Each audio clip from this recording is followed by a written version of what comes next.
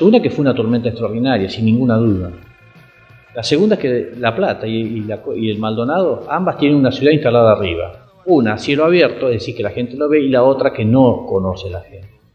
Esa es la segunda gran causa. Y la tercera es la falta del paquete de acciones no estructurales, o la ineficiencia de acciones no estructurales, o que nosotros lo decimos en el informe, o la falta de una gestión de lo que es el riesgo de inundación. Eso involucra todo, la gestión de la falta de conocimiento de que la población sepa de un riesgo de inundación, creo que involucra todos esos aspectos. Y de hecho eso es nuestra primera recomendación, que se encare un plan, o que se aborde un plan de drenajes urbanos maestro, y eso involucra todo, a las obras que hay que hacer, pero a todas las otras cosas que no son que es un complemento, que es lo mismo, porque en una lluvia como esta, en un evento como esto, actúan las otras, las obras no actúan.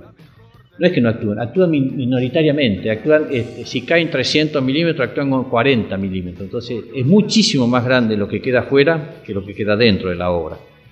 El haber podido realizar una modelación matemática nos permitió evaluar las obras que se habían programado hasta ahora. También nos permitió evaluar las edificaciones que se hicieron en la Ciudad de La Plata. También nos permitió evaluar el mantenimiento o no que tienen los conductos de la Ciudad de La Plata. Por lo menos tener como digo, una estimación de las diferencias que había entre una cosa y otra. La primera que fue, ¿qué pasa? Realmente esto pasó porque fue otoño y los sumideros estaban tapados con hoja, o porque hubo un fin de semana largo y hubo 4, 5, 6 días feriados y las bolsas de residuos taponaron los cosos.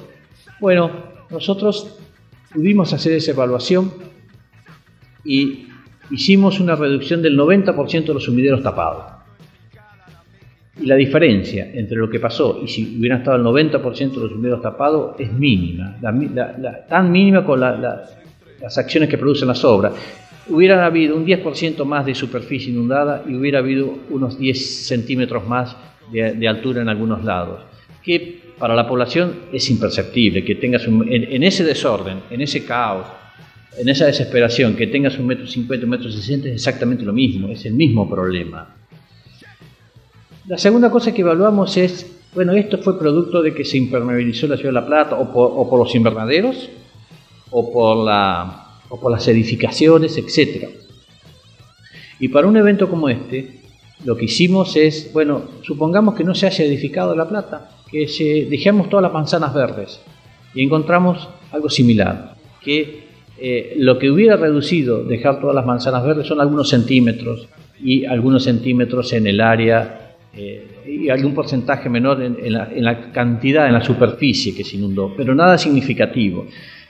Otra demostración de esto es la cuenca en Maldonado. La cuenca en Maldonado fundamentalmente todavía es una cuenca rural, mayoritariamente, y sin embargo tuvo una inundación a mi juicio peor que La Plata. La diferencia es que no hay tanta densidad urbanística, y una gran ventaja es que la gente sabía que ahí había un arroyo. Eso es un dato no menor. Inclusive es un dato no menor en el caso de las muertes. Si miramos el plano de muertes, vamos a ver que en el Maldonado muy poco, que sobre el mismo arroyo del Gato, aún esos asentamientos informales, aún esos que se inundan siempre, tienen historia.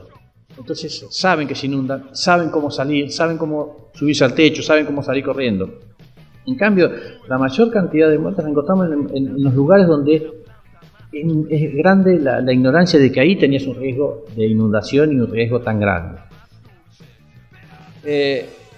Y también probamos en esto, por eso esta gran ventaja de tener este modelo matemático, también probamos qué hubiera pasado si se hubieran hecho las obras que tanto se hablan, que es de la Dirección Provincial de Hidráulica. Y los resultados son similares. ¿Por qué? Porque las obras obviamente no fueron pensadas para estos eventos. Entonces, las obras en algunos lugares tienen algunos centímetros menos de agua. En algún lugar te podría dar 30 centímetros menos de agua, pero sobre 1,80 m, sobre 1,90 m. Es algo que para ese momento va a ser imperceptible. En algunos lugares, en lugar de estar 18 horas, hubiera estado 16 horas, 15 horas. Para la persona que está ahí es exactamente lo mismo, es el mismo problema. Y en otros lugares, también las obras en otros lugares hubiera inundado más de lo que se inundó. ¿Por qué? Porque desplazamos el agua en otro sentido y con otra velocidad. Entonces, alguna masa de agua que tardó 4 horas en llegar, si le hacemos alguna obra, alguna masa de agua, en lugar de 4 horas, tarda 3 horas. Entonces, el lugar que la recibe, si tenía agua, puede recibir más agua de lo que hubiera recibido sin obra. Entonces, en algún lugar las obras pudieran haber generado un poquitito más de inundación y en otros lugares hubieran generado un poquitito menos de altura y un poco menos de tiempo. Pero ninguna de esas cosas es significativo para decir que las obras pueden evitar la inundación. De eso no tienen y no están pensadas para eso.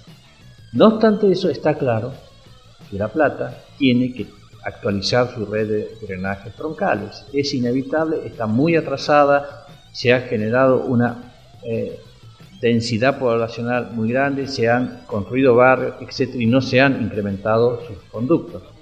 Las dos cosas tienen que quedar claras, que eso hay que hacerlo, pero también tiene que quedar claro que eso no son para estos eventos extremos. Para estos eventos extremos, mayoritariamente actúan las otras medidas no estructurales, donde debemos proteger la vida como primera medida y donde debemos proteger que las pérdidas sean lo menor posible, las pérdidas materiales.